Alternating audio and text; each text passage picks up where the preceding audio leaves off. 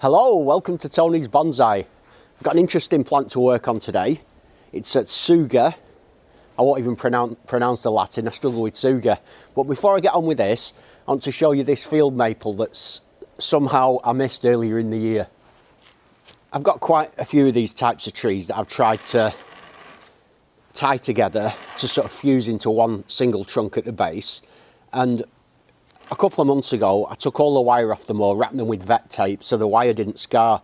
But it looks like this one slipped through the net because it was at the back of the garden. So I'm going to remove this wire now and see how badly the trunks are damaged.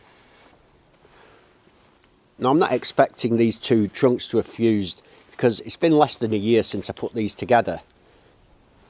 But I'm hoping that they're taking some sort of shape towards becoming one, and it'd be nice if this wire hasn't marked too much. Although these field maples, they're really vigorous growing plants, and I'm trying to find the end of the wire here. I've done a good job of tucking that in. Oh, there it is. So yeah, they're really vigorous growing plants. The roots were coming right down the bottom of this.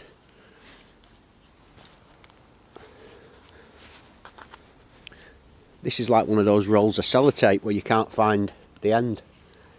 Here we go, I've got it. There it is. So with a bit of luck, they're not marked too badly. And there is some marking there, but it's okay.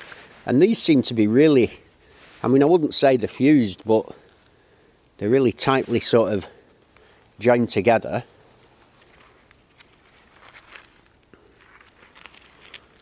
So I'll just put some vet tape on that and put the wire back round.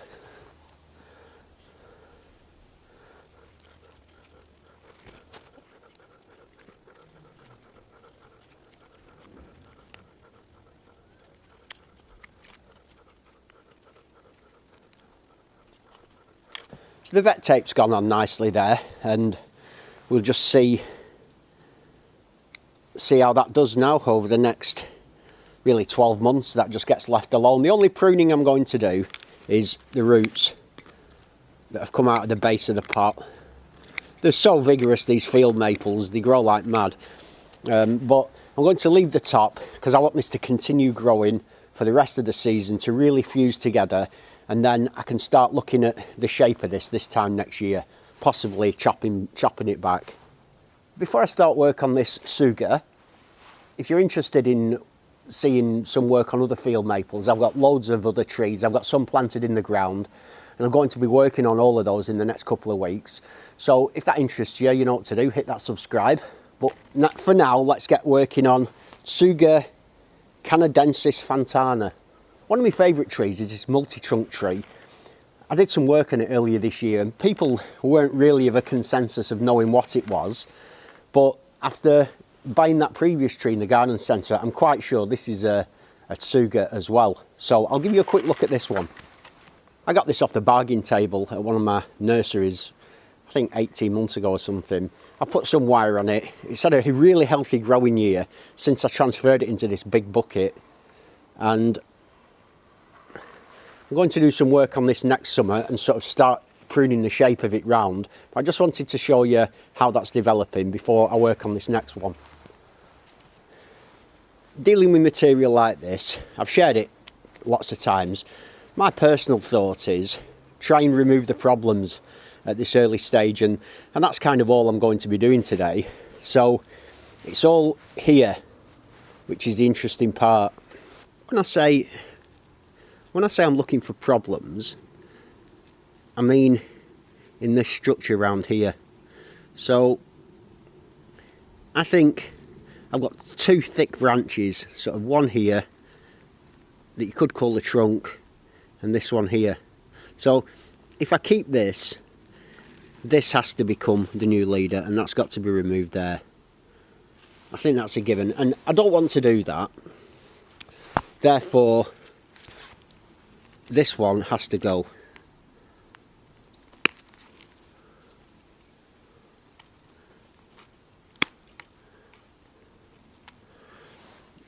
Now that I've simplified things, I've got two options, which are these two.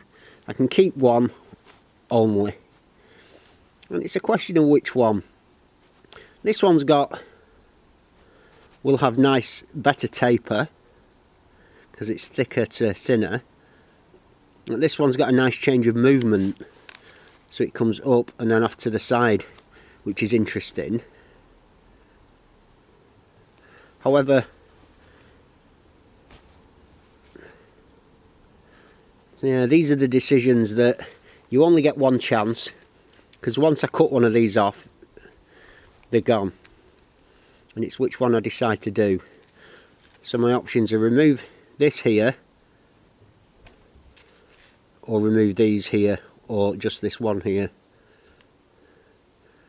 And I think that's looking favourite, personally. I like the idea of getting rid of that. I'll just clean it up with a nice tight cut in there. And it's that change of movement that I like. I want that just for interest's sake. So, got some nice branches. I could apply some wire to get some movement happening on this one. And I'm going to do that. One thing you need to know about these plants is they don't like to be upended. So they've got a top and a bottom. If therefore I want to bring this branch back towards the camera, which I do, I can't just bend this over, because this branch will then be upside down. So what I need to do is I need to rotate it round and twist that trunk around. Therefore, it's vitally important that I coil the wire in the correct direction. I get confused sometimes as to which way the wire should go on. So this branch definitely wants to be rotated in this direction. Therefore, one of the ways I do it is you can get a piece of wire and wrap it around your finger. And if I go like this, and then try and turn in that direction, see the wires coming off. So what you have to do is wrap it in that direction, and then as I tighten, it's going with the wire. So it's coming round the back first and then up. It becomes second nature apparently after a while, but it still isn't second nature for me. So I have to just give it a bit of thinking. I'll jam the wire down into the pot. I'll come up around the trunk. And at least now, having done that little practice on my finger, I know that I'm going in the right direction with this wire. So as I then turn and twist the branch, this wire will be supporting the bend. And it should all go swimmingly, in theory. I don't need to worry too much about this top section, because the plan is to get the movement low down here. And I will do this bend with a pair of pliers. Now there is always the chance that this branch won't take this amount of twisting, but hopefully it does. So I'm just twisting and bending at the same time, and from this view you can really begin to see the way that I'm keeping this branch in its correct orientation and getting that bend into the branch like that. So I've got that nice movement there, which is the movement that I want. I'm going to try just to get it a bit lower, just to get that tighter movement at the base. And this branch is now still in the correct orientation for a nice healthy year next year. That's the plan anyway. This technique of applying the correct rotation of wire to assist in my bends and my twists is something that I'm trying to incorporate into my bonsai work. I was watching a Bonsai Mirai video, and he does go on, but there's so much good information in there. But I do like the practical idea of really holding the bend and the twist in the correct way. And so that's something I'm trying to incorporate. I think that's worked really nicely now. It's I could prune this and make it look more like a bonsai tree, but I don't want to. I want to leave these to grow. I want those to extend, heal those wounds up, accept this new bend, and then I can look at pruning this next summer. It's beginning to rain, so it looks like I was just in time. As always, thanks for joining me. Have a great day, and I'll see you soon.